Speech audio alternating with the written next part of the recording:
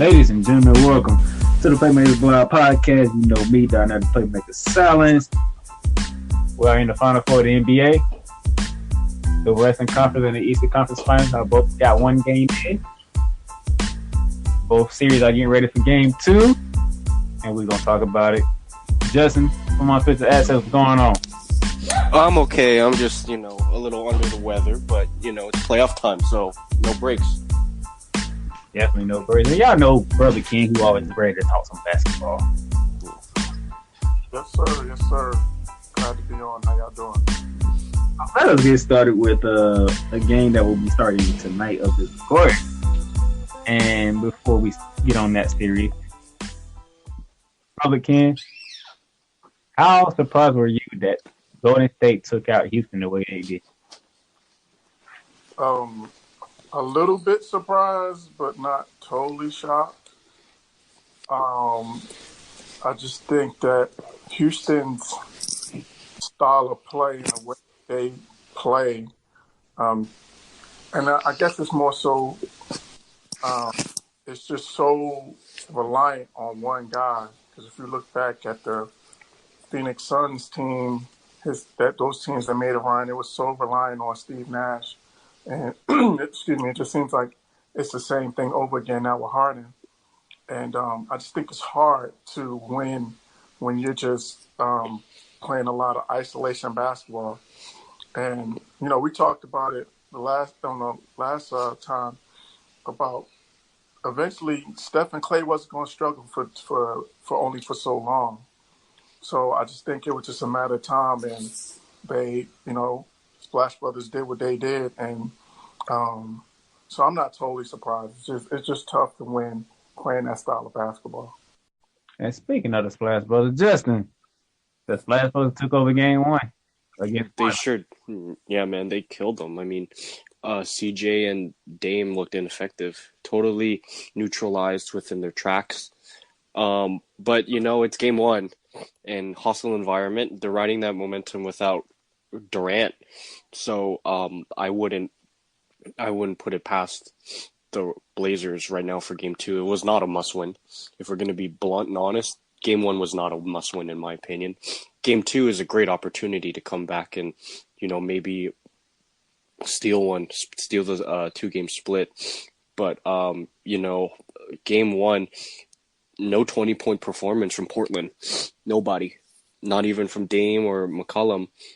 And, Rodney Hood coming off the bench, giving you good minutes. Harkless giving you good points. But I just look at this Warriors team and the way they're playing with Steph shooting 36 and then Clay scoring 26. That's unprecedented for the backcourts. And we're just being reminded again that they're the best backcourt in the league. Simple. Scored 36 points.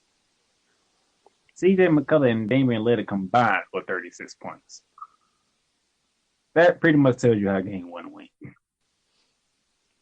That's true. I mean, that's how I would summarize it. That's how game 1 went. But I want to go back to Ken's point about the Rockets. I think that the series, sure, you could put a lot of blame on D'Antoni, but in the overall impact and legacy of that series, I think the one that took the biggest hit was Chris Paul. Chris Paul's resume, he's only gone to one conference finals appearance, and he hasn't made a finals appearance. He hasn't won MVP. He hasn't won as many all-defensive teams as other point guards. I always had this preconceived notion, like even years ago, that Chris Paul was a top 10 point guard of all time. But with no MVPs, no defensive players, no all defense, well, not as many all defensive teams, not as many all first teams as these other guards, I can't really definitively say he's top 10 all time. And even if he does make it to the finals, there's still players that have a higher resume or a better resume. Disappointing for Houston. Everybody felt best chance to get past the Warriors, and I was like, nah, they still got the Splash Brothers. And what do you know? Steph Curry dropped 33 in the second half. Exactly. And then, Portland is supposed to be the next best team and next best backcourt, and we've yet to see it. But game 2 will be a good opportunity to prove it. So, Brother Ken, what does Portland need to do to make sure they don't get destroyed in this series? Um, I think that it's just going to be a matter of them making the adjustment to find a way to get Dame Lillard loose. Because right now they're really getting the ball out of his hands. They're trapping him. Kind of took a little bit of the formula from Denver that they used in game 7 and in the last second half of the series to blitzing that pick and roll, that ball screen, and making him get rid of the ball. And I think the challenge is going to be for Portland is that they need those guys that Justin was talking about. They need Rodney Hood. They need Harkless. They need Aminu. They're going to need those guys to make some open shots to kind of take some of to open up the floor for Dame to be able to operate. And CJ's gonna have to do that 25 to 30 a night. And the both of them really gonna have to do 25 to 30 a night. Excuse me, for Portland to really make this a series.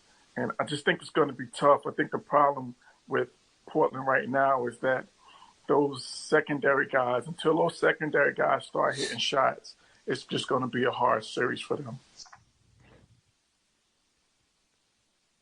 Y'all said pretty much all the correct things. I think one thing is happening is without Kevin Durant, Golden State is looking like the team that you supposed to been reckoning with before Kevin Durant got there. That's exactly what I was going to say. I mean, we got Bogut back in there, so it really looks like the old team. It really looks like that old squad without Kevin Durant, where they won the championship and they won 73 wins. It really looks like that team. But no Harrison Barnes, no Ezeli. So I mean, those are big pieces back then. But this really looks like that 73-win team right now. If they're going to play like this, it's scary. Steph Curry is turning back into the chef now. He's turning into two-time MTV. Yeah, but Portland's going to have to make an adjustment, and we'll see what the adjustment is because clearly them playing underneath those ball screens and giving Steph open looks. I'm not sure if the game plan was to just let Steph go off and try to limit the other guys. That's the only thing that I could think of was what their thinking was, because you cannot have your big standing almost in the paint on ball screens giving Steph wide open looks from three. That's just a recipe for disaster. So it's going to be interesting to see what adjustment Portland makes defensively to try to limit Steph Curry, because you're not going to stop him, but they got to try to limit him the best they can. I agree with you too. I'd rather have everyone else beat me than Steph Curry. I'll let Klay Thompson drop as much as he wants, but as long as Steph Curry doesn't beat us, because I think that's just how the offense runs around him. He also racked up 7 assists too, and that offense is all around Steph's decision making and his ability to draw double teams. So I think if you're gonna have someone beat you, it better be Klay Thompson. And even then, Klay Thompson's an easier matchup to kind of contain because Curry's so multifaceted with his game. He makes his other teammates better without even having the ball. So, I mean, I'd rather have Thompson beat us if I'm Portland. Is it 2-0 going back to Portland or 1-1 going to Portland? I think it's 2-0 going to Portland. I think Portland's going to take care of home court. I think they're going to take care of home court and they're going to split. They're going to tie the series 2-2, or it could be game 4, 3-1 with the Warriors. But I don't see the Dubs losing this game today. Okay, Ken, what you got? You think it's 2-0 or 1-1? Yeah, I agree. I think it's 2-0, but I think this game is a lot closer. I don't think this is going to be another blowout. Because to me, if this is another blowout, then this series is over in 5 games. It's over in 5 games. I agree. I think so. This game is going to tell a lot. So if it's a close win, or even if Portland comes out and steals one, I think this is going to tell what the direction of the series is going. And just one other thing. I agree with you, Justin, about making Clay beat you, but I think as well is that you gotta pick your poison in terms of who you giving open looks to. And so, Right. you give Iguodala the open looks, you give Draymond open looks, you play off of Bogut, and they're really going to have to really just close off and really just be tight between those picks, the down screens, the ball screens, to really make them guys work for their open looks. They cannot just let them step back and just get open shots. No, I agree with you completely because I think I think is an experienced enough team to stay disciplined on defense. They don't really have that outstanding defender on their team like a Patrick Beverly or like a Kawhi or that one guy that could put your best player on clamps. But yeah, you're right. Portland does have a good team defense. They're disciplined enough, they're experienced enough, and there's no real young guys on the team that are undisciplined to not stick to their assignments. So I think this is a battle that Terry Stotts needs to win if they're going to win this series. This is all Terry Stotts. This is not really on the shoulders of the Blazers because I mean they've already proven themselves to get this far. And I know Darnell and Gabe and we all said that Portland was going to get out in the first round. So they've already shown and proven that they can adjust under pressure. But yeah, it's going to be Terry Stotts. Terry Stotts is going to take them to the promised land. If they win this game, it's going to be Terry Stotts. Game 2. I want to see a more competitive game, but I think Golden State would. I think Golden State would make the 2-0 going to Portland. But I need to see life from Dame Lillard because going into this series, the last time they actually advanced, last time they actually did something in the playoffs, they ran into a Steph Curry who was coming back from injury. This is in 2016, and off the bench, Steph Curry dropped 40, and the Golden State won in overtime in Game 4 and put that series out of reach at 3-1. That's true. I mean, but that was also when I don't know if CJ was healthy, but that was also a very inexperienced team, and I think Dame has already grown up and has made that jump to becoming a top 10 player in this league. He may even be top 5 point guard, but even then, that's a feat that needs to be looked at and needs to be, honored correctly. I think Dame is the type of guy that could take this team over the top, but I think he has a 40 piece in him this series for sure. But we're just waiting to see when that 40 piece will come out. That's Game 2. We'll see how that goes. And before we get to the East Final, Brother Ken's a New York Knicks fan. I am. And something happened that destroyed the New York Knicks and they fan base. They did not get the number 1 pick. The Lakers didn't get the number 1 pick. Where did New Orleans Pelicans and the Memphis Grizzlies come from? Ken, how did you feel when you found out the Knicks didn't get number 1? I was disgusted, and I was joking that I think I may have jinxed us because I was actually just coming back from New Orleans. Oh no! I'm like, man, did I just jinx my team? But no, seriously, that was definitely. I was definitely looking forward to having that number 1 pick, and that was another thing we talked about. Putting Zion with KD and Kyrie, that would have been the ultimate trifecta.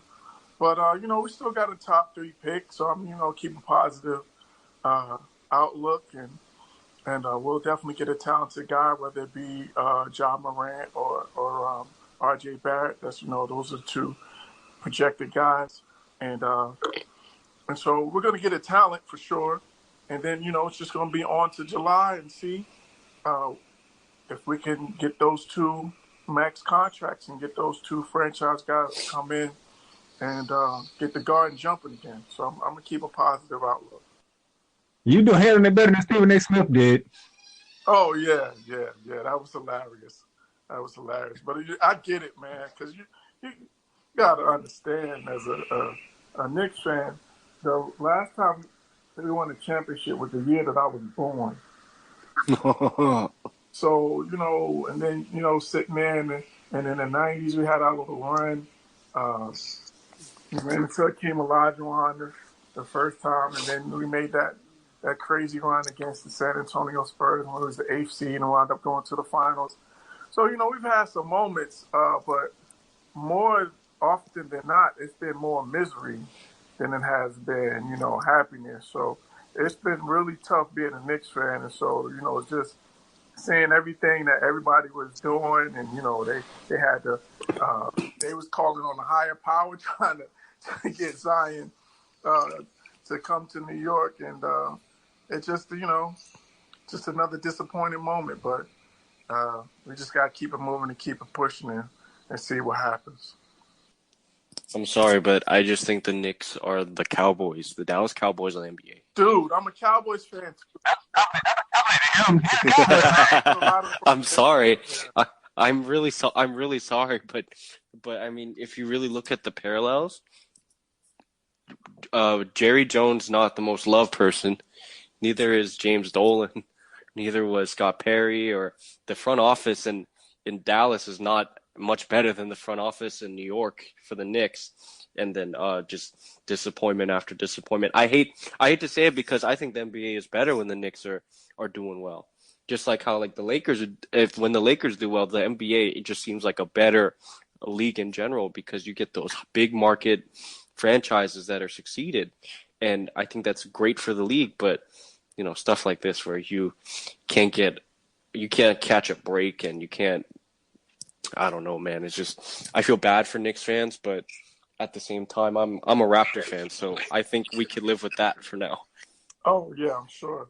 Well, I'm gonna disagree with you a little bit on the parallels between the front offices. I think that this new front office of Scott Perry and Steve Mills and as well as Coach Fizdale, I think they finally have a game plan and they have an idea of what they want to do.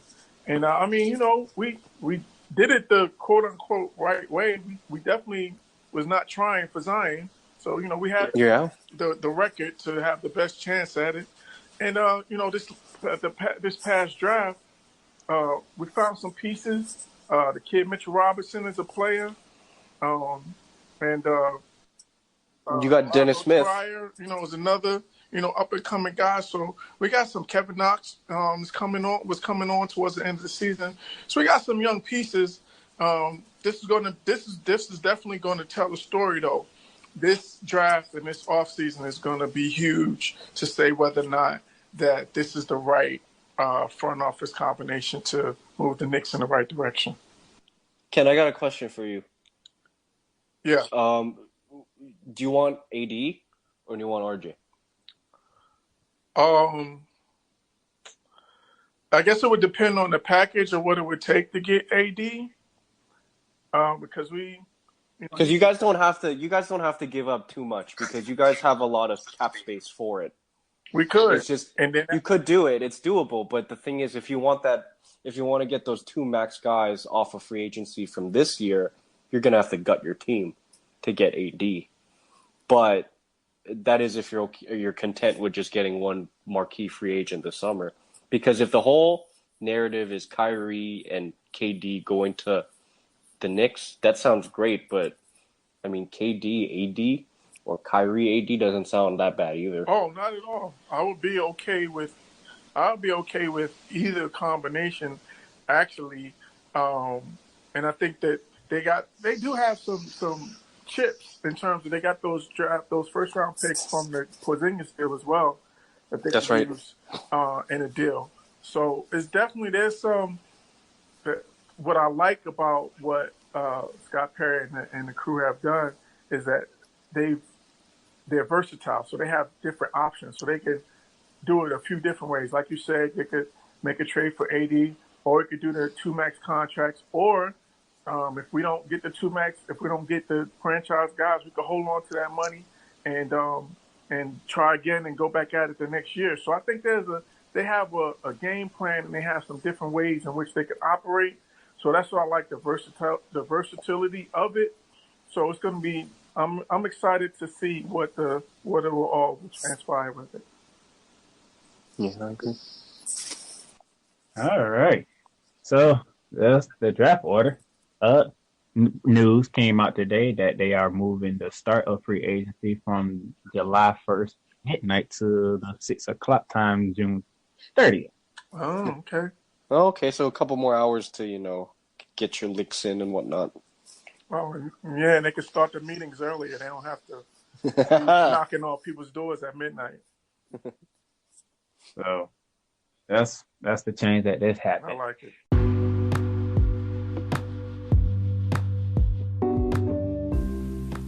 Have you ever thought about starting your own podcast? It's a long process. It's a hard, thought out process. Yeah, I know. I was there. I was there from March of this year, thinking about how I'm going to do this, doing all my research, trying to get everything right. What platforms can we use and how we going to record it and how we going to make it sound good and make it all this happen.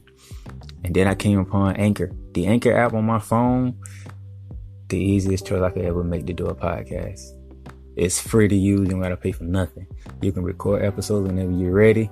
You can edit it and then you can release them when you want to. And you don't have to worry about trying to figure out how you're going to distribute it on other platforms because Anchor has partnerships with Spotify, Stitcher, Google Podcasts, Apple Podcasts, Breaker, Castbox, Pocket Cast, whatever you name it. Because the Playmakers Bar podcast is the podcast that I use. We're on all them platforms. We're on 9 platforms just by using the Anchor app. So pretty much all the questions that you have questions about doing a podcast, go to the Anchor app or go to the Anchor website, anchor.fm.com, and just search through it, ask questions. Because I tell you, a free app that does all this, there's nothing more you can ask for. I even got friends, they doing their podcast on the Anchor app. Faith Talk, you might have heard of it because it's very good. And it's great that it's an app like this, it's a website like this that makes it easier for people to do podcasts and do what they love best, talking about the things that they love to talk about. So give Anchor a try, see how much you like it. We'll love to hear your podcast.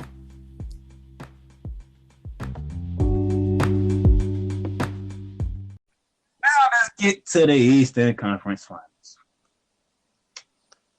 Justin's Toronto Raptors. Yeah. May I say, what a shot by Kawhi Leonard. Greatest shot in Raptor history. No question. Oh, No question about it. absolutely. Better than That ball Vince. hit the ground 4 times and then drops it in. He's the greatest Raptor of all time, in my opinion. And it may sound blasphemous of coming from me because I am the diehard Raptor fan here. But he is the greatest Raptor of all time. And at this point, if he wins a championship this season, which it's slim, it's very slim and dire with Giannis going against him and then potentially the Splash Brothers. But if he wins a championship this season, I don't care if he comes back. I don't care if he comes back. He's done his job. He's done his job no one has ever done in the history of the franchise. I don't care if he comes back. He can go to LA. He could go to New York.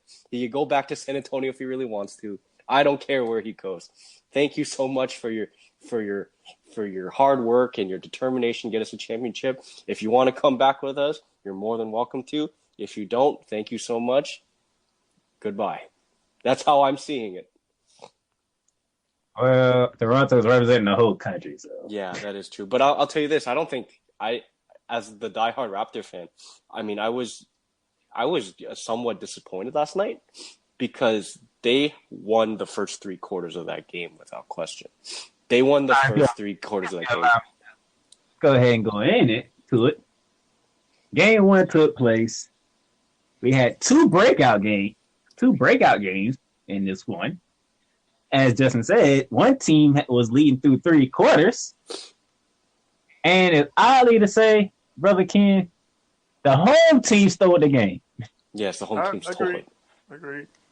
Like you said, they were pretty much, but at the same time, they were only up 7 going into the fourth quarter. So it wasn't like they had that big of a lead. But I think they just chased them down, so to speak. And yeah. who knew that Brook Lopez was going to have that kind of game? Like, that's the shock of all That shocks. hero of game one, Brook Lopez. That's the thing. If I'm Toronto looking at this matchup right now, I feel encouraged because Kawhi didn't score at all in the fourth. He only scored 2 points in the fourth, no field goals. Kyle Lowry was the only guy that was scoring in the fourth. Yeah. And then how often are we going to expect the Brook Lopez 29-point performance? Like how reliable is that going to happen? So if I'm the Raptors, I feel encouraged, but at the same time there's a level of panic because you beat this team. You beat them 4 quarters or you beat them through the 3 quarters, and then in the fourth quarter comes up, they flip a switch. So, I mean, that's probably the one thing I'd be scared of if I'm Toronto is that they could flip a switch at any time. Plus, Giannis only scored 24, right? So, I mean, that's... Let me add some more scare to you. Michael Brogdon, he's still trying to get his rhythm back. No, he's trying to get his spot back for sure. I just don't think he's healthy enough to get it back. But... Another thing, Chris Middleton only scored 11 points. That's true. Middleton only scored 11, man. And Middleton has been very inconsistent, in my opinion. He's been very inconsistent. But the thing is with Middleton is you could move him up to the 3. He's big enough to play 3, and then you could play small ball with that. But then if you play small ball, I think it just works to Toronto's favor because Toronto just has the size to match up against small ball Milwaukee. So I think the best lineup they have is really their starting lineup when you put Brogdon out. Because I don't think... My question is, where is y'all bench at? Where is this talented bench of Toronto? That's the thing. This bench is only going 8 deep. And I've been raving about this bench ever so often. But, I mean, this bench only got, 12 points? And that's very discouraging. But, I mean, they don't have a lot of scorers off the bench. They don't have, like, a Lou Will type of player. And I think Milwaukee having Brogdon off the bench really killed them because Brogdon can basically you could run the offense through Brogdon. I don't think you could run the offense through Van Vliet or Powell or Ibaka because they're just not talented or shot creator enough. But Malcolm Brogdon can run pick and roll. He can go ISO. He's very multifaceted that way. And may I say this? Do we really think Kyle Lowry's going to put on 30 points in another game again? No, but I don't think Siakam's going to just put up 15 either. That's the thing. I think it really does sound delusional of me the more I hear myself talk about this. But I mean, I can only have faith for our guys because this is the best Raptor season in franchise history. And this is the most interesting Raptor franchise season or the season in franchise history purely on the fact that Kawhi might not come back. And this is do or die. And if we make it to the finals, we may not make it to the playoffs next season if he leaves. So, I mean, this is do or die right now for Toronto. But Game 2 is going to be big tomorrow. I mean, I wrote the piece, and Game 1, Milwaukee's supporting cast came through. That is true, man. I mean, they're deep, too. They're a very deep team. I didn't think that Connaughton would be playing these big minutes. I didn't think George Hill would be playing these big minutes either. Like, George Hill really was a great find for Milwaukee. George Hill and Brook Lopez were the 2 best offseason acquisitions. Performances like that from supporting cast, Toronto might hang it up. If Greek Freak ain't having a good game, he still got his points. Yeah, and the scary part about it is that the Greek Freak, how many minutes did he play? He played, 37? He's not even he's playing 5 minutes less than Siakam and Leonard. And Siakam and Leonard just came out of a 7-game series, so they're tired. I mean, this Bucks group is fresh. They're fresh and they're healthy. And that's all you could ask for. What you got, Brother Ken? No, I was just saying that I think that what makes Milwaukee so dangerous is they get contributions from so many different places. And you never know who, from night to night almost, like who's going to be the guy. Sometimes it's Connaughton comes in and hit shots. And you got George Hill that'll come in and hit shots. And you saw the other night with Lopez hit shots. Mirotic can hit shots. So they just got a lot of guys that can, you know, give you something, give you a little boost every now and then. I think that takes some of the pressure off of Giannis that he doesn't necessarily, especially on the other night, he didn't have to really carry the day. He had to, you know, he picked his spots when he, you know, started being aggressive and driving to the hole. And then, you know, he picked his spots where he would kick into those open guys. And although they didn't shoot a great percentage, they hit the shots when they needed to. And, you know, that fourth quarter spurt, you know, with Brook Lopez leading the way, that really turned out to be the difference in the ball game.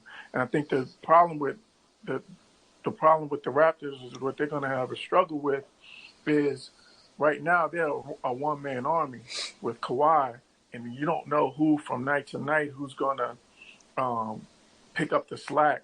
You know, Kyle Lowry did a little bit. You know, he picked up the slack on the other night, but he's been inconsistent. Siakam is banged up, so he's been hit and miss. So they really don't. And then Ibaka's another one that's kind of been hit and miss. Who I really would like to see, who I really think can make a difference in this series is Marc Gasol. I think they really do not. They need to try to take a look at, make an adjustment of putting him in the post and seeing if they could get some points in the paint, getting him in the ball with his back, working with his back to the basket. Because right now he's just a 3-point shooter and a ball screen guy. They're really not using him to his full capability. So I think if they make that adjustment to kind of look to see to get him the ball in the paint and get him some post touches, that may take a little bit of pressure off Kawhi, and he could be another contributor. I agree with that. I think also you could even dump it high post, and then get him to play make through there. Yeah, off the elbows or yeah, exactly. Either way, like that. He's a great passer, so he'll get guys open looks as well. So I'd be interested to see if they make that adjustment. Yeah, you could. Yeah. Good question to Brother Ken. The Raptors won a thrilling Game 7 in the last. So you know they're coming in with some emotion. And then you let a perfect opportunity slip away. Perfect opportunity. You couldn't have said it any better. Perfect opportunity. Up by 7. How does get this team ready for Game 2? I think he says that, you know, we gave that game away, and we gave away an opportunity. But on the other hand, we led this team for 3 quarters, and we showed it's clear that we can compete with this team and we can score with this team. Because, you know, in the last series, they were kind of struggling to score the ball, and they shot the ball pretty well for 3 quarters. So I think it was more that I think it was more fatigue than anything. Because again, you know, we're talking about they're coming off a 7-game series and a grueling Game 7 where, you know, it was a close game and low scoring game, so kind of more like a slugfest. So I just think they ran out of gas. So it's going to be interesting to see if I'm the coach, I'm saying to them, we were right there. All we got to do is finish the deal and put 48 minutes together and we can beat this team. Yeah, I agree. I mean, if I'm Nick Nurse, I'm saying that that we run the same offense no matter what, because you score again, like you said, Ken, how you were leading up by 3 quarters, and I don't expect Kawhi to just not score a field goal in the fourth. He's too clutch. He's too clutch to say, you know what, I'm gonna lose all faith in Kawhi Leonard. And then also, and this is going to be very interesting the most, but I think you switch Ibaka and Gasol in terms of starting lineups. I think you play, and you got to play Ibaka a little bit more, in my opinion. He's only playing 17. Maybe sit Danny down because he's playing a good 35. But I would switch Ibaka and Marc Gasol in the lineups because I think you put Ibaka there, and he gives you more mobility defensively, and he could switch on. He could switch on Giannis for a little bit, like a possession or two. But, you know, just more defensive diversity because I think Marc Gasol is near ineffective defensively for this team. No, it's not the reason why I brought that question up. So I can flip it to the other side. Because, Justin, Milwaukee was off for a whole week. That's true. Whole And it showed. They had open looks and they wouldn't drop. Well, I mean, Brook Lopez looked like he got like a month's rest. I mean, he 29. He scored more points yesterday than he did the whole series against Boston, right? Exactly. The last 4 games. He led the team in points. Oh God. That's why I'm saying. Silva had open looks, didn't drop. This had open looks, didn't drop. Middleton man. didn't drop. Well, I'll tell you this, Brook Lopez, man. Fuck. I'm messing that because you let this team who trying to shoot off some rust get away with game 1. They squeezed out game 1. They didn't really like usually the term steal game 1 comes out of the away team. They stole game 1. They stole game 1. No way in hell, because I'm telling you, I was watching the game and then my dad texted me and he's like, "Oh my God, I can't believe Brook Lopez is going to be the one who sinks us in game 1." Like Brook Lopez of all people. We're scared of Giannis, we're scared of Bledsoe, we're scared of Brogdon, we're scared of Middleton, and then Brook Lopez of all people decides to show up. And that's how scary this Bucks team is. Like Ken touched on it earlier, they're getting a lot of contributions from a lot of guys. So their ways in scoring and their ways of getting offense is very diverse. And that's why Milwaukee's scary. See, those open looks, if they get those open looks in game 2, it's going to be interesting to see how Nick Nurse adjusts because Milwaukee missed a lot of open shots. Yeah, they did. And also Kyle Lowry made 7 threes. Like, that's not going to happen again. So that's why I asked that, because when a team is trying to shoot off some rust, King, don't they usually lose that game? Because they're not in the flow. They've been off for a whole week. Yeah, usually that's usually the one that you tend to get because, like you said, they haven't been playing. They've just been practicing and playing against each other for a week. So it's kind of hard to simulate those game conditions. But again, that's what makes Milwaukee. We already talked about. That's what makes them so good is that they're so diversified in how they get their points, and then they can guard too, as well. So they're just right now they're clicking on all cylinders, and they look like one of those. They got that makeup, that championship makeup, because we talked about on one of the other podcasts about the championship teams, the ones that win championships.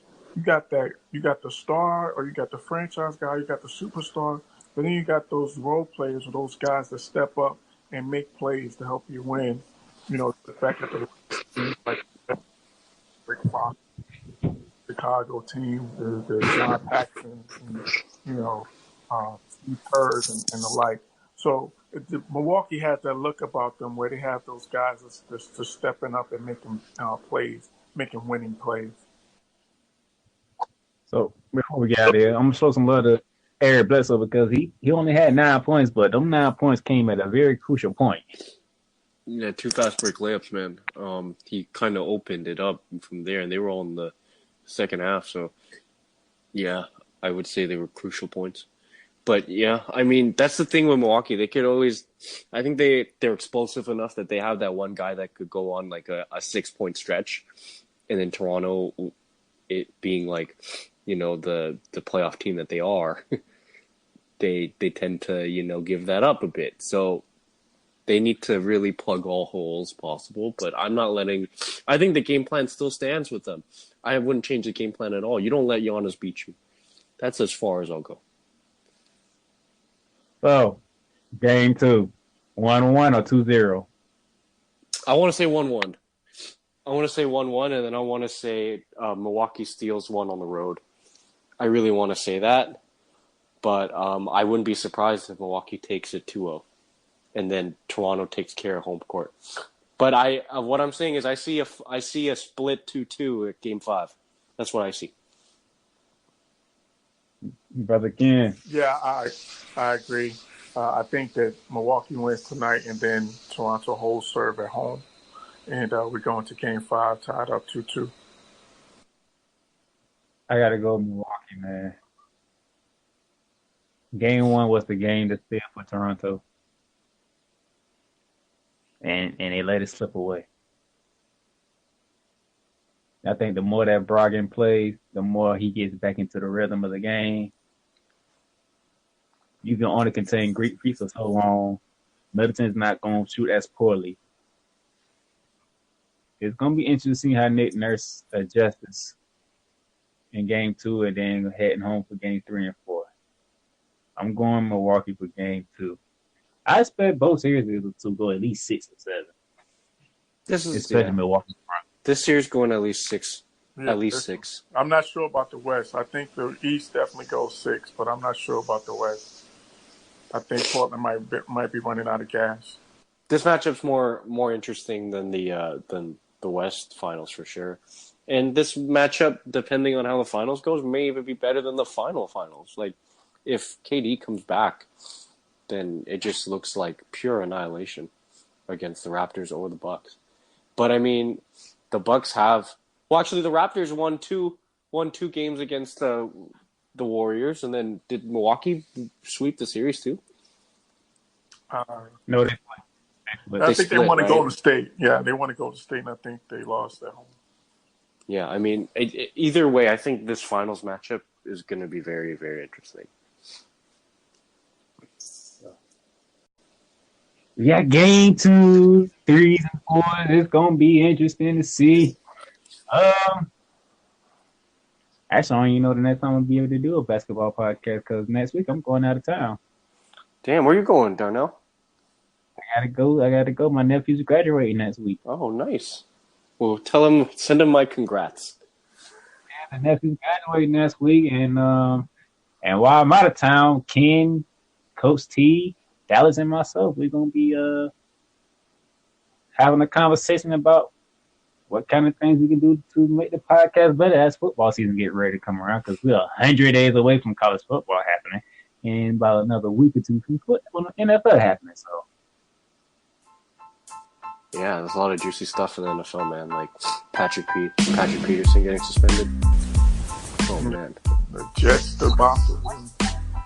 When August get here, I have a lot to talk you gonna want to tune in. You gonna want to tune in. And by the way, give y'all a little heads up. We're gonna have a new logo. When August get here, you're gonna see a lot of changes coming. Until then, you enjoy these games in the conference finals, and we'll get back at it when we can. So thank you guys for joining in. Hello. Enjoy your weekend, people.